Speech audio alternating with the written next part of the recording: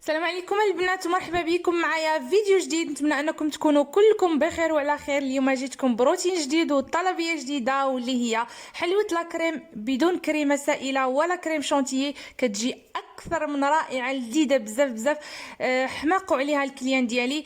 بالنسبه لهاد الطلبيه هذه فكانت تحت طلب ديال السيده بغات حلوه لا كريم ولكن بلا كريم فريش، يعني ما عندها حساسيه يمكن بلا كريم فريش، فاقترحت عليها هاد الطورطه هذه والحمد لله نالت اعجابها بزاف بزاف.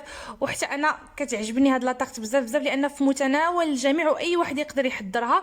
غير خليكم مع الفيديو حتى الاخير وما تنساوش الا كانت هذه اول زياره لكم للقناه تشتركوا وفعلوا الجرس باش دائما توصلوا بجديد الفيديوهات ديالي. ويلا نبداو بسم الله على بركه الله بالمكونات ديال الجينواز. هنا غادي نحتاج واحد لا جينواز شويه كبيره، غادي نحتاج فيها 5 ديال البيضات يكونوا من الحجم متوسط. غادي نحتاج معاهم هنايا 150 غرام ديال الدقيق الابيض اي ما يعادل 5 المعالق كبار يكونوا عامرين ديال الدقيق. غنحتاج واحد الكيس ديال السكر بنكهه الفانيليا، وغادي نحتاج 150 غرام ديال السكر حبيبات اي ما يعادل ايضا 5 المعالق يكونوا ممسوحين او لا كاس ديال العنبه، وبطبيعه الحال واحد الرشيشه ديال الملح دائما لتصحيح الذوق. بالنسبه هنايا للبيض فضروري جدا انه يكون بدرجه حراره الغرفه، ما تاخذوش من الثلاجه باش تطلع لكم الجينواز بسرعه. هنايا درت ديك الرشيشه ديال الملح على البيض، درت 5 المعالق اولا 150 غرام ديال السكر حبيبات، وبديت كنطرب وكنطلع في البيض ديالي حتى كيتضاعف الحجم ديالو وكيتغير اللون ديالو من هذا اللون هذا للابيض. انا البنات هنا راه نسيت ما درتش الفاني في الاول، نتوما ديروها في الاول اولا تقدروا ديروها في الوسط ولا في الاخير. المهم انا راه تفكرتها حتى الاخير عاد باش درتها. كيف ما شفتوا معايا هنايا راه طلعت البيض مزيان مزيان حتى كتضاعف الحجم ديالو وتغير اللون ديالو. وفي الاخير راني ضفت ديك الكيس ديال الفاني وطلعت هكا ضربت واحد شويه باش كتندمج لي ديك الفاني مع الخليط اللي عندي وصافي. من بعد كيف ما شفتوا هكا كيكون القوام ديال البيض من بعد ما كتطلعوه. غادي نضيف الدقيق دابا، ولكن الدقيق كتضيفوه دائما على جوج ديال الدفعات. دائما ملي تكون عندكم جينواز ما عمركم ديروا الدقيق على دفعه واحده باش ما يتكتلش لكم داك الدقيق وما كيبقاش لداخل معجن وكيسهال عليكم يعني في التخلاط. هنايا درت الدفعه الاولى ديال الدقيق وخديت واحد السباتول وبديت كنحرك هكذا في البيض ديالي، لكن ما كنخلطوش بسرعه غير بشويه وكنطلع من التحت للفوق من التحت للفوق حتى كيدخل داك الدقيق مزيان مزيان في الخليط اللي عندي ديال البيض. وهنايا اهم حاجه واللي هي ضروريه انكم تنخلوا الدقيق اولا تغربلوا الدقيق فوق الخليط ديال الجينواز مباشره، واخا تكونوا مغربلينه من قبل ضروري ملي تبغيو توضعوه فوق البيض ضروري ما تعاودوا تغربلوه. هنايا خديت صافي من بعد ما دخلت الدقيق الكميه ديال الدقيق اللي عندي كامله في هذا الخليط اللي عندي ديال البيض. خديت هنايا واحد اللاطه اللي غتدخل الفران اللي القياس ديالها 40 سنتيم على 35 سنتيمتر، وضعت فيها واحد الورق ديال الفرن ومن بعد وضعت الخليط اللي عندي ديال الجينواز وبديت هكذا كنسرحو على ديك اللاطه كامله بهاد السباتول هادي اولا غير بواحد الملعقه خشبيه الا كانت ما متوفرش عندكم هاد السباتول هادي. وغادي ندخل الجينواز ديالي للفران اللي كنت ديجا مسخنته من قبل على نار متوسطه. غادي نخلي حتى يسخن مزيان مزيان عاد ندخل فيه الجينواز ديالي. بعد ما كندخلها للفران غندخلها من الفوق، النار تكون تحت منها نار متوسطه، ما تكونش مهيله بزاف وما تكونش مجهده بزاف. غادي ندخلها مده 8 دقائق الفوق. طيب مده 8 دقائق حسبوا لها يعني الوقت 8 دقائق، وغتهبطوها لتحت تاخذ واحد 2 دقائق غير تذهب اولا غير يتغير شويه اللون ديالها. المهم في المجموع ديال الطيب راه كتاخذ معكم 10 دقائق بالضبط، ما تفوتوش ليها 10 دقائق نهائيا. صافي انا غادي ندخل الجينواز ديالي للفران. اللي عندها الفران ديال الضو غادي دير على 180 درجه، واللي عندها المروحه من الاحسن تخدمها تشعل الفوق والتحت وتخدم المروحه. غادي ندوز هنايا معكم مباشره للكريمه. بالنسبه للكريمه غادي نحتاج واحد لا كريم باتيسيير بالكراميل، غادي نحتاج فيها نصف لتر ديال الحليب، 3 المعالق ديال النشا، كاس صغير ديال السكر حبيبات اي ما يعادل تقريبا واحد 90 غرام اولا 100 غرام، وغادي نحتاج بيضه واحده. وعندي هنايا النكهه ديال القهوه، الا كانت متوفره عندكم قهوه سريعه الذوبان يكون احسن، ما كانتش متوفره عندكم ديروا غير النكهه. هنا غادي ناخذ داك الكاس ديال السكر غادي نوضعوه في واحد الكاسرونه وغادي نوضعوه فوق النار اللي غتكون مهيله، وغادي نخلي داك السكر حتى يتكرمل اولا حتى يرجع كراميل. هانتوما البنات كيف ما كتشوفوا معايا ما حركتو ما حتى شي حاجه، خليته غير بوحدو هكذا حتى رجع بدا كيذوب. بعد ما كتشوفوا صافي داب بقى غير شويه ديال السكر، ديك الساعات عاد كتحركوا شويه باش كيذوب السكر كامل وكيرجع كراميل. بالنسبه للبنات اللون ديال الكراميل فانتوما كتحكموا فيه. الا بغيتوا اللون ديال الكريمه ديالكم يجي شويه قاصح من الاحسن خليو الكراميل ديالكم حتى كيرجع اللون ديالو غامق. بغيتوا الكراميل ديال اللون ديال الكريمه ديالكم يجي خفيف خليو اللون ديال الكراميل غير شويه خفيف. من جهه اخرى انا راه طفيت على الكراميل البوطه، من جهه اخرى راه دزت باش نخلط داك النشا مع البيض مع الحليب كيف ما كتشوفوا معايا. درتو في واحد الاناء وضعت البيضه ضفت عليها النشا وحركت مزيان وبديت كنضيف الحليب شويه حتى ندمجوا لي العناصر مزيان مع بعضياتهم. وغادي ناخذ هذا الخليط اللي عندي هذا غادي نوضعوه فوق الكراميل مباشره. هنا راه شعلت النار على الكراميل، يعني غير ديك الوقيته اللي مشيت كنحضر فيها الحليب مع النشا ديك الساعات راني طفيت على النار. انا حيت كنصور درت هذه المرحله هذه. اما نتوما ملي تكونوا كتخدموا كتكونوا تخليو الكراميل ديالكم يطيب وفي نفس الوقت راه كتحضروا الحليب مع النشا والبيض. المهم انا كيف ما شفتوا معايا هنا راه درت الحليب فوق الكراميل مباشره وبقيت كنحرك. ما تحبسوش هنا في هذه المرحله بالتحرك نهائيا. واخا راه غيبان لكم داك الكراميل بحال تحجر شويه، لكن من بعد ما غتبقاو تحركوا راه غيذوب داك الكراميل وغتحصلوا على هذه الكريمه هذه اللي كتكون اللون ديالها بني كيف ما كتشوفوا معايا، وكيكون فيها داك اللوغو ديال الكراميل رائع. صراحه كتجي بنينه بزاف. اللي كيبغيها حلوه اكثر تقدروا تضيفوا شويه ديال السكر مع الحليب، يعني ملي كتكونوا تخلطوه مع النشا والبيض. لكن اللي ما كيبغيش الحلاوه بزاف هذه راه كتجي مقاده في الحلاوه. هنايا كيف ما شفتوا معايا من بعد ما عقدت لي الكريمه ديالي راه طفيت عليها البوطه، وهنايا زدت فيها واحد شويه ديال الروح ديال القهوه، اولا ديروا غير الروح ديال الكراميل الا ما بغيتوش تخلطوا القهوه مع الكراميل، لكن راه كتجي داك الميلونج كيجي رائع. هنايا صافي كيف ما شفتوا معايا من بعد ما خلطت داك النكهه اللي درت ديال القهوه غادي نوضع هاد الكريمه ديالي في واحد الاناء وغادي نغطيها بلاستيك غذائي. لكن شرط ان البلاستيك الغذائي اولا السلوفان يكون يلامس الكريمه. وغادي نوضع الكريمه ديالي في الثلاجه باش تبرد. ضروري خصها تبرد واحد شويه. في هاد الاثناء الجينواز ديالي راها طابت كيف ما شفتوا معايا كطيب على واحد اللون اللي هو رائع. غير ردوا معاها البال، راه الجينواز راها ناجحه 100% وسهله ودغيا كتوجد، راه ما كتاخذش اكثر من 10 دقائق ديال الطياب. هنايا البنات غادي ندوز باش غادي نقطع القياس اللي غادي نحضر به الحلوه ديالي. كيف ما كتشوفوا خديت هنا واحد السيركل اللي القطر ديالو تقريبا 20 سنتيمتر. كيف ما شفتوا معايا وضعت هكا داك السيركل فوق الجينواز وقطعت على القياس اللي عندي في السيركل هكا. كيف ما كتشوفوا انا غادي ندير 3 ديال الطبقات. غادي نقطع الطبقه الاولى غنقطعها مقاده، وبالنسبه لدوك الزوج ديال الطبقات اللي غادي يتبقاو لي فتقدروا هكذا تلصقوا الجينواز مع الجينواز وتبداو هكذا كتضغطوا على داك السيركل باش غادي تحصلوا على واحد الطبقات اللي كيكونوا مقادين كيف ما كتشوفوا. يعني واخا يخصكم شويه في القنت اولا في يعني تخصكم شويه من الجينواز تقدروا تاخذوا تقطعوا من جهه اخرى وتلصقوا هكذا باش تحصلوا على واحد الطبقه اللي كتكون مقاده كيف ما كتشوفوا. المهم راه الفيديو راه شارح نفسه بنفسه، طريقه راها سهله جدا. حتى بالنسبه للمبتدئات راه يقدروا يخدموا بحال هاد لي طاقط هادو بكل سهوله. المهم انا صافي انا قطعت 3 ديال الطبقات اللي غادي نحتاج. في هاد الاثناء الكريمه ديالي راها بردات، ولكن ماشي بردات يعني كتبقى شويه دافيه، غير شويه دافيه.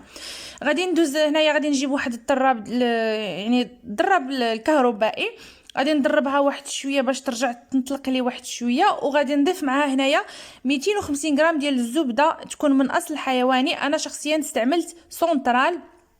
كتقطعوا هكذا طريفات صغار وكتبداو كتضربوا في ديك الكريمه ديالكم وكتضيفوا الزبده شويه بشويه حتى كتضيفوا ديك 250 غرام ديال الزبده كامله. لكن حذار يا البنات تكون عندكم الكريمه ديالكم باقي سخونه باش ما تذوبش لكم الزبده. خاص الكريمه تكون دافيه اولا تصيحتي الا بردت بزاف ماشي مشكل، يعني غير تكون دافيه باش دغيا تخلط لكم ديك الزبده مع الكريمه باش تحصلوا على واحد الكريم اللي كيكون الاسم ديالها هي كريم موسلين.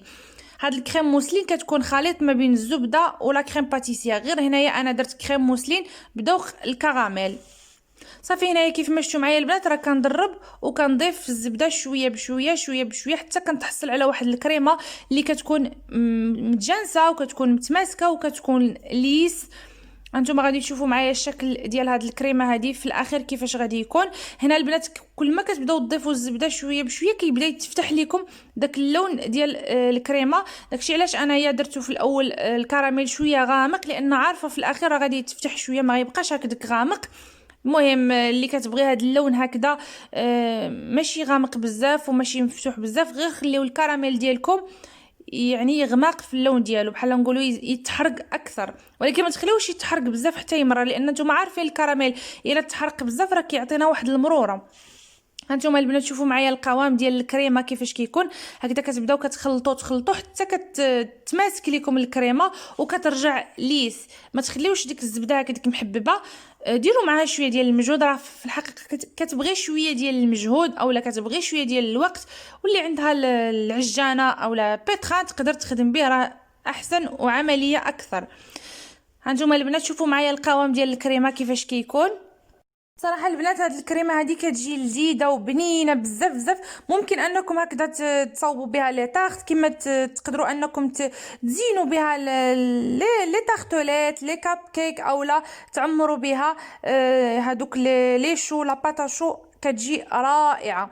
هنايا خديت واحد الورق كيف ما شفتوا معايا، وضعت داك السيركل اللي عندي اللي خديت به القياسات، وبديت هكذا كنوضع الطبقه الاولى ديال لا جينواز، لكن وضعتها هنايا على وجهها كيف ما كتشوفوا، يعني الوجه ديالها راه وضعته في لتحت، وسقيت الطبقه الاولى البنات كيف ما شفتوا. الطبقه الثانيه غادي نديرهم يعني اللي لصقتهم، البقايا اللي لصقتهم، لكن الطبقه اللي غتكون في الاخير غادي نديرها اللي قطعتها في الاول مقاده.